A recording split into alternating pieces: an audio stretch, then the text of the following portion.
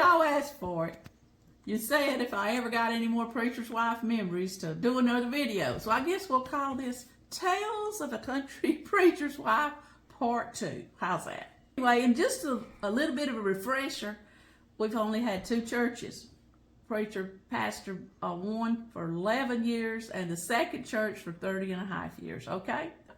The memory that's first coming to my mind was when we first went to our first church. And he had been preaching what we call youth revivals, just going church to church. Well, we went to this Asbury church to do a youth revival. Well, when the revival was over, we were both getting in the car, heading home the last night, and I popped off and said what I thought. And I said what I thought back then.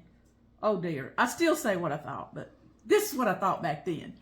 I said, I hope we don't ever have to come back here. This church seems a little bit dead to me. And he agreed with me, so it's not all my fault when I said that. But anyway, lo and behold, the pulpit committee from that church came to our house a little later on and asked him to come and preach, try out, they called it back then, and possibly be their preacher. And he took that church, and we stayed there 11 years. I regretted it so bad saying that about them, because them was some of the kindest, the sweetest, the most loving people I'd ever been around, and they taught us a lot because we were just pure babies. So don't ever say, I don't think I want to do this again. The good Lord might just decide, well, I guess I might be the first place you start off at. But when we did start off, he wasn't what you call full-time. He was still working and pastoring this church, you know, what they call part-time. And so we would go on Sunday morning, and we would plan to stay all day because it's too much to run back and forth. We live about 25 miles away. We would go, we would have Sunday school preaching. We'd go home with a different family every Sunday and have lunch, stay with them all afternoon, or preacher and the husband, they'd go visiting, and I'd stay there with the lady, and we'd come on and have church that night, then preacher and I'd go home. Okay, and we did that for a long, long time before he was voted in full-time. The church grew, and they could afford a full-time preacher, and we moved down there in that community, lived for 11 years, okay, and loved it. But during this time of going home with people, there was one family that really sticks out that we went home with, dear, sweet people, but I was a nervous wreck. I was a nervous wreck. You can't imagine, I know. People knows me, knows. I can't imagine you being a nervous wreck, but anyway. Preacher tried to prepare me. He said, now, Joan, we're going to go home with this family. And he was really dedicated, him and his wife, so sweet. He said, we're going to have what you call a wild lunch, wild game lunch. Well, now in the churches, y'all know that they have wild game suppers, and oh man, people just flock to them, and they have all kinds of stuff. Well, we'd never been to anything like that before. And I was a picky eater. I know you can't tell it from looking at me now, but I was picky. And so we got there, and I mean, she had the biggest spread you've ever seen of food. And I can remember, I tried to jot down, we had deer cube steak and gravy. She'd made biscuits, mashed potatoes, you know, different vegetables to go with it. We had dove and quail. We had different kinds of what you call wild game. I was thinking, oh, I got to use my manners. I don't know what and they'd pick up a bowl, they'd pass it all around, you know, pick up a bowl, pass it all around, and I was thinking, oh my, I got to do something, I'm going to hurt their feelings. I remember getting me a biscuit and opening it up, making it look real big on the plate, and when the gravy come around, I got gravy on top of it. And mashed potatoes, and I remember that's mostly what I eat. And I got me out just the smallest piece I could find of the cube steak deer meat, and put it on there, and then I would cut it in little pieces and try to slide it up under the biscuit or slide it up under the potato, so they couldn't tell that I didn't eat much of it. Boy, preacher was just lapping it up. He was just loving it, but it was just about to make me so queasy that I was going to, is the proper word regurgitate? Down home we call it throw up. But anyway, oh, it was a beautiful meal, and looking back now, and now, like I said, I cook it, I can it, freeze it. Preacher goes hunting all the time. We preserve everything that he harvests. Anyway, I was just, I couldn't wait. That was the longest day of my life when we went home with them for that. Well, I got another story too. While we was there, he wanted us to look at his rattlesnake.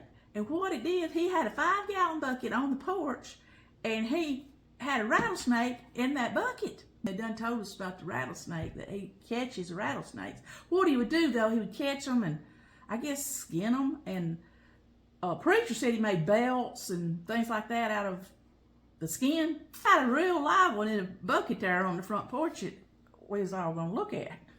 So anyway, his wife got to telling us during the lunch. She said, oh, my goodness, she's the sweetest thing. And oh, she's so afraid that...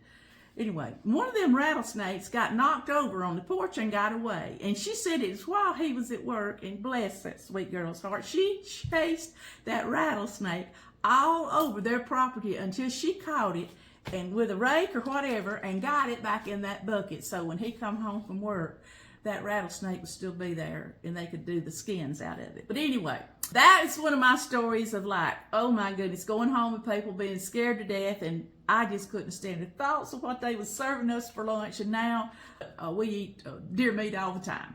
Also, I wanted to tell about how I learned in that first church. That's how I learned to, Miss Joan, it's probably best for you to not vote in conference. Now, if you don't know what conference is, that's the business meeting, okay? We call it conference.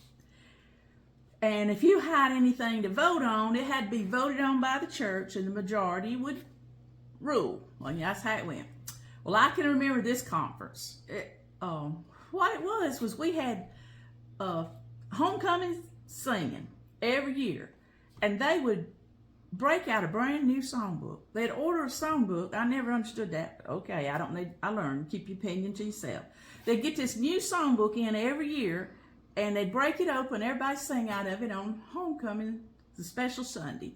Then we had this other songbook that we sung out of every Sunday morning, every Sunday night, all year long, except that one day. So finally it got down to the church was going to vote on if we was going to do away with singing out them brand new books on homecoming day, or keep our regular book all year. So you can come up in conference not just Baptist, any church, you can vote on anything that's on the agenda. Well, I decided that I was on the side of, okay, the side of the people that wanted to get rid of singing out of them new books and keep our old books. That's the way I was going to vote. And it was a stand-up vote, too, so everybody see. It wasn't a secret ballot. So it called preachers running the business meeting, the conference, standing up there, the moderator. And he said, okay, we're going to vote. Are we going to buy the new songbooks again this year? We're going to stay with our old songbooks we sang of all the time. So here we go. People stands up. I'm just going to take a number. He'll say 25 people stood up, and he goes, shoot, shoot, shoot, shoot, and they record 25 people stood up to get the new songbook. All right, here comes the side I'm on. How many want to vote not to buy the new songbook, stay with the songbook we've been singing out of? Of course, I popped up. I'm sitting on the front pew. I popped up, and they count. Shoot, shoot, shoot, shoot. 25, okay. 25 for the songbook, 25 against the new songbook. Oh, mercy, when I think back how silly I was. But anyway, I was very heated about this. And now I'm glaring at the preacher because, see, the moderator can break the tie. Or that's how it was in that church. And so this side's glaring at him, this side's glaring at him. Of course, I'm chief glaring at him. And bless him, he used, the wisdom of Solomon. He said, okay, folks, you're all looking at me to break the tie. Here's how I vote. I vote we have 2 songbooks. Whew! I need to say I didn't care much for him saying that, but afterwards I saw that was the only thing that he could do. He didn't need to keep peace in the church. He didn't have to worry about going home whether his wife was happy or not. But it made me realize, Miss Joan, might be that you just don't need to be standing up and voting, because it clearly looked like that was the side the preacher was on, because that was the side I was voting on, because he wanted to have peace in the church, and what was it going to hurt if we had 2 songbooks? So since then, I didn't do no standing up voting in the church, because I didn't want to cause no trouble. And I saw just how silly that was. I wish I had a good lineup for this and everything was in chronological order, but it's not. I'm just going to share as what it comes to me. I've jotted down just a few notes. But I will say at the second church, when we had ladies, what we call ladies' night out, where the men and I would keep the kids and we'd get in the car and go out to eat somewhere and, talk. Well, of course, the preacher's wife's supposed to drive. So here I am. We've shined up the car, and it's full of ladies. I'm driving, 2 more in the front and 3 or 4 more in the back. And so we're driving, and just when you're off with a bunch of ladies, things can get out of hand. You know, we just start talking about any and everything, getting a little too personal.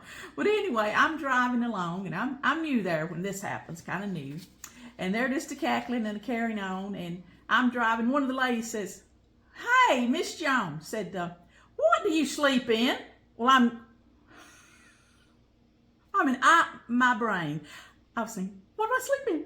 That lady, she literally just asked me, what do I sleep in? And I'm telling you what, I just believe this was anointed. What come to my mind, I said, "I sleep in a choir robe." Oh my goodness, the rest of the ladies was, what? And she did too, because that saved me. They got me out of that. Of all the questions, you know, the church members will ask you just anything. But she said, "What do you sleep in?" "A choir robe." Oh, I don't know how that come to my mind, but I'm so thankful that it did. It got me out of that very, very uncomfortable situation. And I can remember another lady. Well, you can't tell now because my fingernails, I just keep them kind of short and plain color. But I kept on, if I had on a red dress, I had red nail polish and nails long and filed perfect, in the pink dress and the pink nail polish. And I do remember one of the ladies said, "Well, Miss Jones," said, "I can tell you don't do any housework." And I'm thinking, well, that kind of hurts my feelings. And I'm thinking, well, what do you mean? And she says, "Well, I can tell by looking at your fingernails, I can tell you don't do any housework. There's no way you could mix up biscuits and keep your fingernails looking like that." So anyway, I kind of let her hurt my feelings that day. But anyway, you just keep right on going. Another story was he would do a lot of visiting. And rarely did he take a day off to just do what he wanted to do. But they got to a time where we got a bass boat, because he loved to go fishing. And so what he done, he named that boat Visitation. So when they'd call the church, the secretary to answer the phone, they'd say, "Well," said, "can I speak to Brother Ricky's," what they called him then. Said, "Can I speak to Brother Ricky?" She'd say, "Well, he's out on visitation." And said that way, he could slip away and go fishing sometime because he was out on visitation. But anyway, we always thought that was cute that he named his boat Visitation. Oh, and another story that come to my mind since that last video was, there's this guy. We're from deep down south, you know, and there's just certain things you don't say in the church. You know what I mean? Even if you are happy, and that's the way you talk every day, and you don't think nothing's wrong with it. So I can remember 2 different occasions. One Sunday, I'm up there. We had pre-service music. We're about 15, 20 minutes before the service started. Different pianists would play, and I was up there. It's my Sunday, just playing away whatever's coming to my mind. He come trotting out of Sunday school. I can still see him. And he said, "Well, Miss Joan," said, "that's some," oh dear, I'm not used to saying this. "Miss Joan, that's some damn good playing you doing this morning." Just kept right on his little cane he's walking with, sat down over on his pew, and I remember thinking, okay. Anyway, so preacher was telling me that he done him the same way, because we shake hands as people go out the door, you know, and said he told him, said, "Well, Brother Ricky," so that was a hell of a sermon today. And anyway, every time we think of him, he's done passed on now, and we laugh about that, you know. He didn't see it as cursing. He didn't see it as anything wrong to say in the church. That's how he talked. He was really bragging on my playing, really bragging on preacher's sermon, okay? But anyway, he gave me some flowers that comes up every year. And every time them flowers comes up in my front yard, I always think of him telling me and preacher what he thought of the sermon and the music that day. But anyway, you meet some really good people along the way. And another good one that I met when we first went to Piney, he was what they called our Sunday school director. And our daughter, Jordan, she was 15 months old. And we had been to this other church 11 years. We waited 11 years on to have a child. Okay, we had her. And we didn't stay there but like a year. And then here we come over to the new church. And the Sunday school director was a tall guy. He had this long what they call handlebar mustache that curls up on the sides. So like the first Sunday, and I've got little Jordan in my arms, and we're going to trot back there and go to what they call the preschool department, and they're used to them letting their kids out, and the grown-ups or the adults going on to their class. And anyway, well, I just go on back her, and I go in the room with her because I'm thinking, well, you know, she don't know these people. Well, I don't know these people either, and so I'm just going to stay with her. I didn't see nothing wrong with it. She's the only kid we had, so, you know, we was extra protective. I stayed with her. He lets me by, I guess that for Sunday or whatever. And then he says, Miss Pollard, I'm going to take you to your class. Said, I've got a class for you to go to. I said, no, I'll be staying here with my daughter till she gets adjusted to everybody. So anyway, he didn't like it. You could just tell the curls in that handlebar mustache wasn't nearly as curly as when I told him, no, I'd be staying right there with my daughter till she got adjusted to everybody. Well, we got in the car that Sunday to go home, and I said, now, preacher, I'll tell you one thing. You may take this church, but that man with that handlebar mustache, he is not going to tell me what to do with my baby. And of course, preacher agreed. You know, he wanted me to stay with her too, and her not just be traumatized by all them. I know these good people, but still they're strange people to her. Preacher took that church. That's our second church. And he was one of the most dedicated people you'll ever seen that volunteered to be the Sunday school director. He made sure that we run buses, picked up needy kids, and we didn't just cater to the what you call the upper class, but we catered to everybody. And I just respected that man so much. And when he passed away, let's see, we went there in 85. He passed away in 94. I've never cried so hard at somebody's funeral as I did his, because he was really, really dedicated. Now, we got off to a kind of a rocky start there with him trying to tell me what to do with my baby. And later on, too, I did go on to the adult ladies Sunday school class, enjoyed it really good. I just wasn't going to go a day sooner than I thought that Jordan was happy. Anyway, but I did. I remember them pulling away, take him to the cemetery, and I might still cry. I still cry thinking about him and how faithful he was, but that I did think he was a tad bossy back then. Yeah, I got another story about, we was having vacation Bible school, and he was, you know, just kids just could ride that bus from just everywhere, and he was taking them home. And anyway, that evening he took one home, and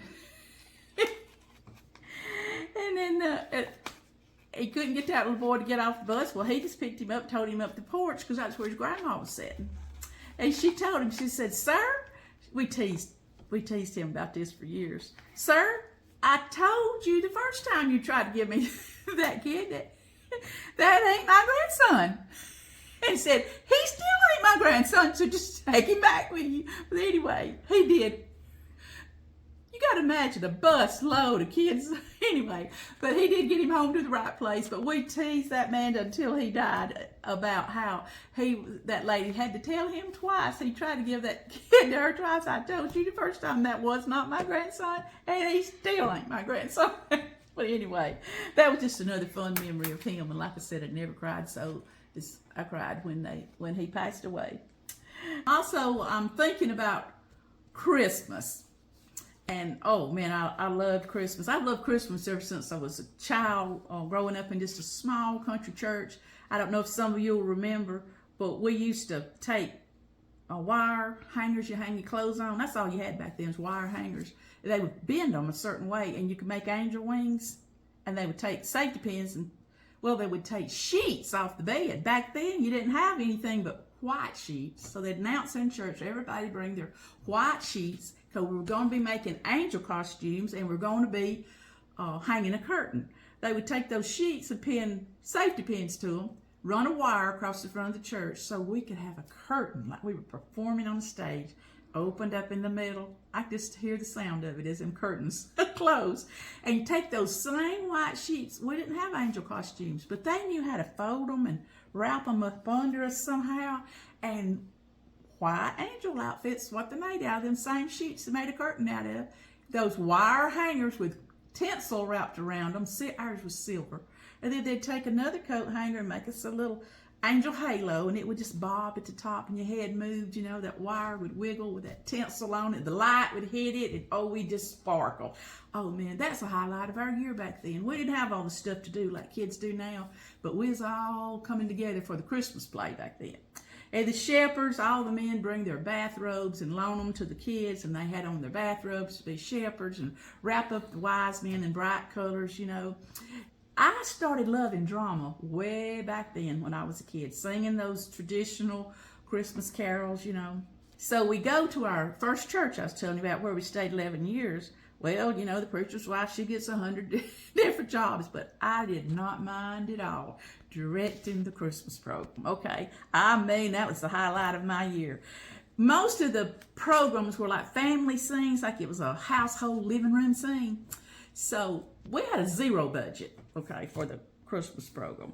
And I remember preacher had a truck. We'd go up there. We was living in the community then. And he'd go up to the house and we'd load our living room suit. We'd take the curtains off the wall because we needed a window in this room we was setting up on the stage at the church.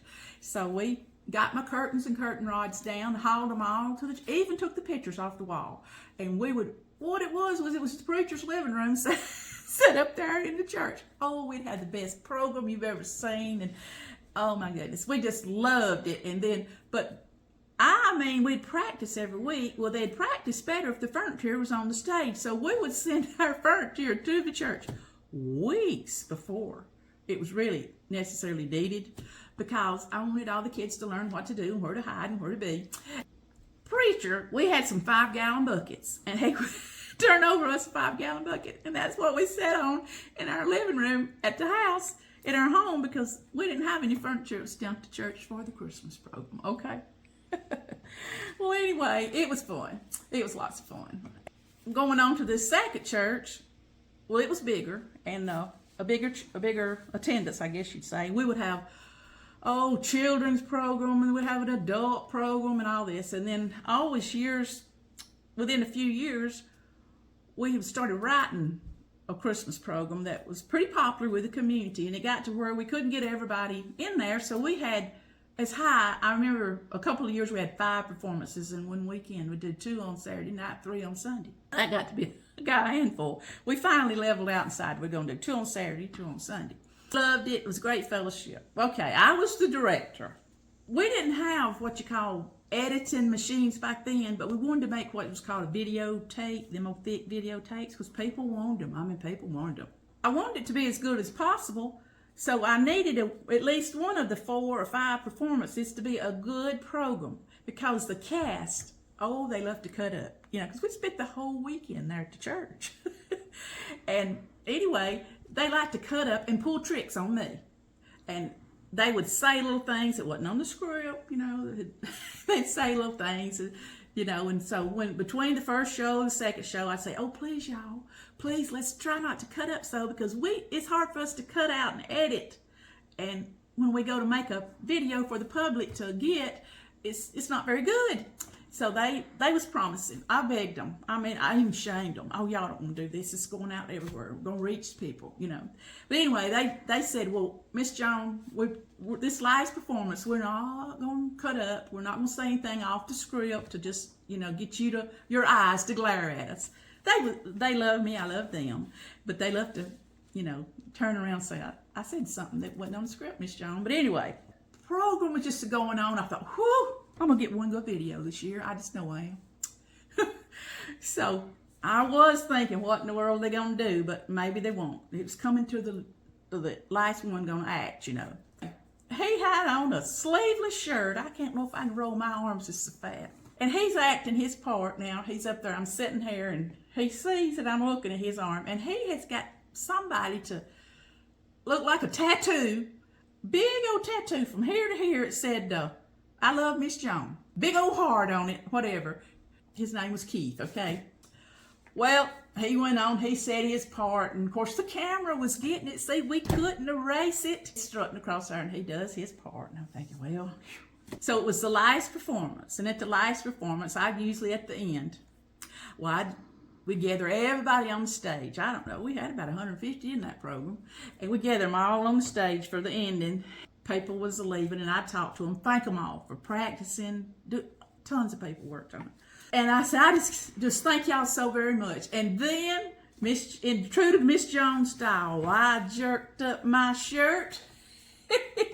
And I got somebody paint me the biggest heart you've ever seen, tattoo, and it said, Miss Joan loves Keith, or something like that. And I mean, everybody just wop, but I got him back. But anyway, it was hard to get a good video out of that program, but tons of people made decisions to serve the Lord. Lots of people came forward in all those programs. We thank the Lord for it. I thank the Lord even for all the pranks that they used to pull on me. But that year, I felt like I got even with old Keith. And we've been retired 7 years. And about every time that comes up on his memories on Facebook, he'll send it to me. You know, it's just a wonderful memory that I've got of that. But I've always loved the Christmas dramas. I love to add the beautiful music to it. But it's just something about when you put that drama in there with that beautiful music. It's just beautiful to see it all come together. But I've always loved Christmas plays, like I said, from us wearing those little tinsel wings to taking our furniture to the church to having the big productions that we had at the last church. I've just always loved it. But my favorite part of Christmas was that. Okay, after being at the church for many years, it growed. I think they had, I don't know, they already had a youth minister and music minister and couple of secretaries and the preacher and a senior adult. They decided to add on a children's director of children's ministry. Well, since I'd been volunteering with them for vacation Bible school and all this stuff, they offered the job to me. So the last 10 years that we was at the church that we was at, 30 and a half years, I was actually on staff as the director of children's ministry. Well, if you don't think you can have a hootenanny of a time, then I did. I mean, I loved it. Every Wednesday night we had a different theme. It was called Awana, and the kids learned a whole lot of the Bible in Awana and earned points and badges and pins and all this. And we'd run the buses, the vans for that. We started from scratch a little camp that was a burden my daughter wanted to start, called Camp Piney. It was a summer camp, okay? We'd have the Bible school, first week school let out. And then we'd have summer camp, okay, called Camp Piney. And we just had, we'd take them horseback riding and just all kind of events that we would have, you know.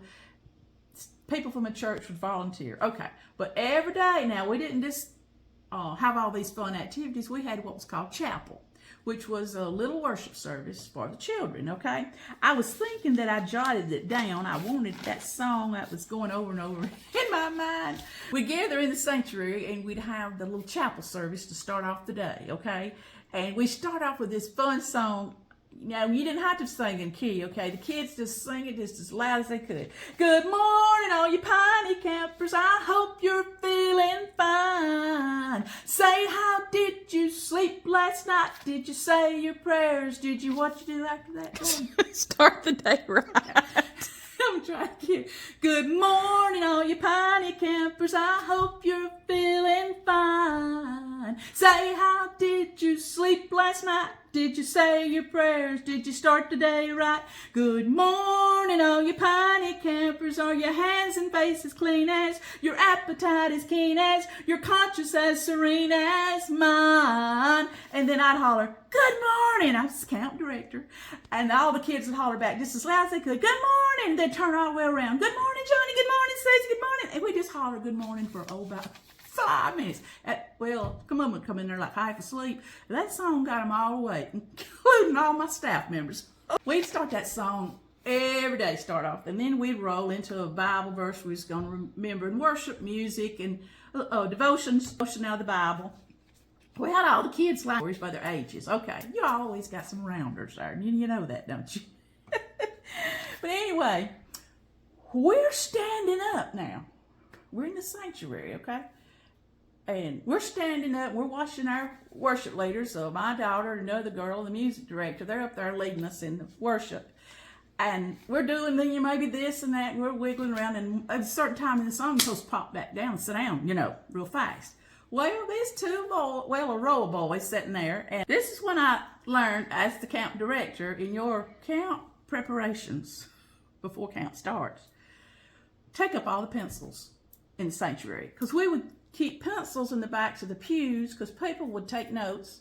The pastor preaching on Sunday morning, someone would take notes, you know. So we always provide plenty of pencils, especially for the visitors, to fill out the visitor card. Okay. Well, anyway, we're singing away, and we're standing up there, and I did not know that one of the little fellers had took the pencil with it sharpened just as sharp as it could get, okay? He had hooked it in between the back of the pew and the pew, you know, that crease, and he had hooked it in there, and it's pointing straight up, okay? And he's sitting over here, and he's doing it to his friend, okay? Well, his friend and this boy, they two of the meanest ones we had in the camp. We had a time with them every day. But anyway, we still wanted to put the love of Jesus in them boys. But anyway, we're singing away. And all of a sudden, the music, what they did, they're supposed to pop down. So they all popped down. And, oh, I can feel it in my rear end right now. Can you? Poor little fella. He popped right down in his little rear end. And that pencil went right up his tail, okay? Whoo, Lordy mercy. Well, he jumps back up. Of course, Miss Joan's trying to keep everybody. We're supposed to be sitting down, you know. And, of course, he's one of the ones who would have jumped up anyway, whether he had a pencil in his tail or not, okay? But anyway, he jumps back up and I'm thinking, oh, no, here we go again. It's going to be trouble. And I go back there, and you can see the fright in the poor little fella's eyes. And he stood up, and that thing, it was clearly hung in his rear end. He turned over on the back of the pew, and he seen it, you know. Well, my daughter and the other lady that's happened to be in charge, they got all the kids, and they went out the side door. And I remember looking and thinking, okay, first thing I could think of course, you start praying. I mean, you start praying hard. One of your kids got a hot pencil over halfway up his rear end. And I'm thinking, oh, my goodness. And I remember Mama, we'd get a thorn in our skin. It's funny now, but it wasn't funny then. She'd say, jerk it up. Mom would say, jerk it out just quick. Stop it, I'm shaking. Say it again. Okay. Mom would say. First thing I could think of was, when we get a thorn in our fingers and we was a kid, Mom would say, pull it out as quick as you can, that way it won't hurt. So he's turned over to his rear end up over the back of the pew. I'm thinking, pull it out. And thank goodness, one of the other leaders said, don't touch it, Miss Joan. You could break off in there, which was wise advice. We called 911. Needless to say, the ambulance comes. Here comes the stretcher now, down the row of the church, the aisle, gets him and takes him off. And thankfully, we live really, really close to the hospital. The church is really, really close to the hospital. We got people with the other kids, and us leaders, we take off to the hospital. Preacher jumps in, and he rides in the ambulance with him. They x-rayed him and saw. Well, let me stop here and say thanks be to the good Lord. It was, you could see it right up in his back end, lower back, rear end, and it was, of all places for it to be, it was in a space, I don't understand our anatomy, where there was nothing broken, nothing injured, and they just took their tweezers or their equipment and just pulled it right out. Well, I'm glad that they did it because they were qualified. I certainly wasn't. No telling what I would have done with it. But anyway, that was something else that day. I mean, that was the day at Camp Piney that I'll never forget. And even now, for the years after that, we always made sure there was no pencils, nowhere to be found in that sanctuary for the kids to pull a prank like that. That'll go down in the history as one of my main, and if any of the other staff members that was on Camp Piney staff sees this, you'll say it too. That goes down in the history as out of all the things that happened to us during that time, that one was classic. I mean, how many would think? Well, we took the little boy beside him, and we pulled him aside and we tried to talk to him, and oh no, I don't know how that pencil got in there. I don't have a clue, blah, blah, blah, blah. Well, it was obvious who it was, but anyway, we got it all settled peacefully. We went on and we had our Camp Piney. But anyway, we had a lot of fun. A lot of church members, they'd volunteer different things, archery and just everything. If you could do it, build bird houses or whatever, they'd come in something different every day. It was just some of my best memories is what we call Camp Piney. Oh, poor old preacher though. Even with the Awana theme nights every Wednesday, the Bible school, the church would have high attendance day where if we years ago, if we could reach 300, first time we ever reached 300 in Sunday school, preacher had to kiss a pig. Can you imagine? I mean, well, Mama had one of these ceramic pigs. Oh, he was big, you know, just big around. And a bow on its tail. And it was really a coin thing. You could put coins in. It's a big old pig. And so we decided, well, if we was to hit 300, because we're getting awful close, and preacher had to kiss the pig, I was going to have that ceramic pig sitting there, going to take it up on the stage, and he'd kiss the pig, and that'd be the end of it, okay? Well, we hit 300 that Sunday. I had my ceramic pig head. Well, before I could grab the ceramic pig, in come the side door with, he was an agriculture teacher, and he come to our church, and toting a real piggy, just squealing its little heart out like, where in the world am I? And they take him up there on the stage, poor old preacher. He had him a wet rag. I think he suspected something because he kissed that pig right up on the snout, and then he had his rag where he washed his mouth. Well, I swung it. The next year, we think, you know, it's High Attendance Day. They're going to do it again. And I think, well, how are they going to out-top that? Well, that Sunday school director I told you we loved passed on. He's running all this back then.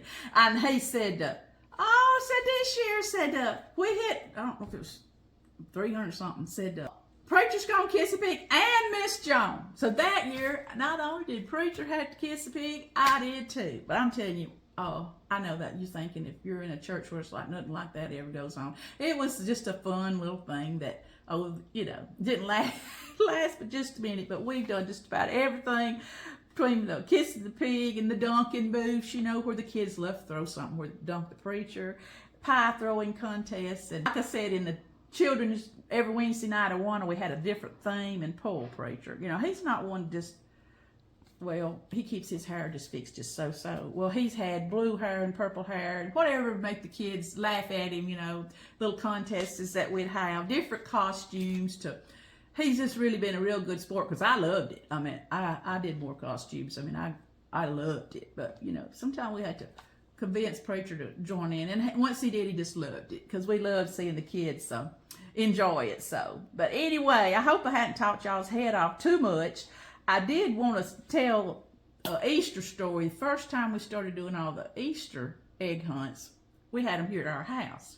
One thing I had trouble with preacher was he likes to keep our yard manicured.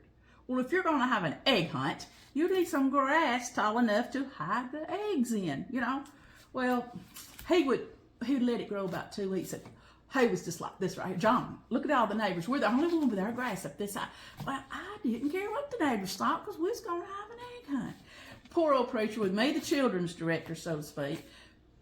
I remember one particular year that the Lord really convicted me that I was killing preacher because, see, only one person was going to preach the Sunday morning Easter service. That was preacher. But I had him out here on that Saturday for the egg hunt at our house. We was hanging eggs, tying strings, hanging eggs from the trees to make it real pretty when the kids drove up. And then I remember that year, you know, some years Easter's so cold, and so it was very cold. Wind was just whipping. And he was out there hanging up them eggs. Well, the next morning, Easter Sunday, he could hardly talk above a whisper. I mean, they had the microphones turned up as loud as they could get them down squealing. But the Lord said to me, John, you're going to have to get other people to help you with these egg hunts. You killing preacher, and he's got to give the main sermon of the day everybody's coming for. And, you know, he can hardly get it out. And I really did get convicted about him climbing up in the trees at our house and helping me the year especially that he couldn't even talk because of the wind. But anyway, we had a lot of fun over the years with all the Easters. And, you know, at this second church, we had a real nice baptistry and used it a lot. But at the first church, we didn't. Well, we baptized in the creek. And I've got pictures of him baptizing, and it looked like pure mud and have a string of people to baptize. But the one that really stuck out in my mind the most is we got down there on Sunday afternoon singing, Shall We Gather at the River? Do y'all know that song? And they was a snake swimming in the water. And they got in there and run that snake out. And then I remember thinking, I don't want preacher to go in there baptizing people. If there's one snake, there could be two, there could be three. But anyway, he says, Joan, just hush, I'm going in. But anyway, They got the snake out. He went in and baptized. And I was nervous wreck that day. I remember that. And I was kind of thankful when we got to the second church that have a baptistry. But if he wanted to go to the creek, he would have took them and baptized them in the creek because we live close to the lake. And also, one time I remember us baptizing in somebody's swimming pool. That's what we had. But it don't matter. It's you following the Lord in believer's baptism. Whether you at the creek, the baptistry, or somebody's swimming pool. It's what's in your heart that's what matters. But I'm going to end with this story about here of something I learned too. I learned you can't pray mad. Okay, I love preacher to death. Y'all know we just had our 50th wedding anniversary. He don't like to move furniture. I'll go ahead and tell you that. He's good as gold. I mean, oh my goodness. He fixes everything around. He does everything. He hates to move furniture, okay? Well, I wanted to move the couch over from one side to the other, the living room, and we was real busy to church, and I've always just helped him, and here was at home, and he's growling about moving the couch. I mean, we was getting into a little argument. Well, then it was getting heated, and it was just declining. One of us is getting madder than the other. Well, we always would join hands and pray every day together. But this time we was just as mad, okay? So I spoke up and I said, well, Ricky, it looks like we need to pray. Well, he believed in prayer. So he said, well, okay. So anyway, we're kneeling at the coffee table. That was back when I could kneel, okay? That's been a while. I can't kneel like that now. But we're kneeling. Boy, that's not one word of prayer been uttered, okay? We're just kneeling, looking at one another. But in my head now, I'm thinking, whoo-wee. When he starts praying, he's going to say, oh, God, I'm so sorry. You give me this wonderful wife. She helps me at that church with everything we do. And I don't even want to take this couch and move it just a little bit over for her today. I'm so sorry. Would you please forgive me? See, I could just hear it in my head, how sorry that preacher was going to be about not wanting to help me move that couch. Well, then I look at him and he looks at me and he said, he still got that stern look on his face. He said, you pray first. I was not expecting that. I already heard what I thought he's going to tell God, how sorry he was. So I thought, well, we could fuss all day about this. I need to pray first. So I get to praying. And that's when I learned, people, that you can't pray mad. I started saying, Lord, I'm sorry. You've given me the most wonderful husband in the world. I'm sure that he's probably tired from all that he's been doing. And anyway, when you start praying and saying, God, I'm sorry, and would you forgive me? Let's quit thinking about him. It just kind of flows out of you. And next thing you know, we're both saying I'm sorry, and we're making up. And that's the day that I learned that you can't pray mad, okay? Because that forgiveness is going to start stirring up in your heart when you start saying I'm sorry, and you're going to quit being mad. Preacher and I tell that now to all the people fixing to get married when he counsels them, and people that he counsels that are having problems. We'll say, well, if y'all pray together, we promise you that you can't pray mad. And I'm living proof of it because I know that you can't. And lo and behold, that day we got to laughing and carrying on, and just a little while we couldn't even remember what we was mad about. Okay. I appreciate y'all listening to all my silly stories today, but the more and more that I'm retired and things just come in my mind, it's like, oh man, I remember that. Oh, what a good memory that was. Oh, we had some memories that wasn't so good too. We are so blessed. I hope you got a kick out of this. And I do hope that you won't overload. If you get a new preacher's wife, don't overload her with stuff. And she's zealous. I'm zealous. I want to do whatever anybody asks me to do. But looking back, there's probably some things I should have kept my nose out of, But I thought as a preacher's wife, you had to do it, Just love her and support her and let her bring out her own gifts and talents as the Lord gives them to her. Don't compare them compare her to the former pastor's wife or the former minister of music's wife, whatever they did. Don't compare her. Just love her, support her, and give her time to love her husband and have some family life. Okay, I'm just throwing that in there. I won't charge you for it. But we're just sitting here going down memory lane today, the second episode of Tales of a Country Preacher's Wife. And if you would like and subscribe and all that stuff to my videos, I appreciate all my subscribers. But we're sitting here from going down memory lane from At Home with Miss Joan.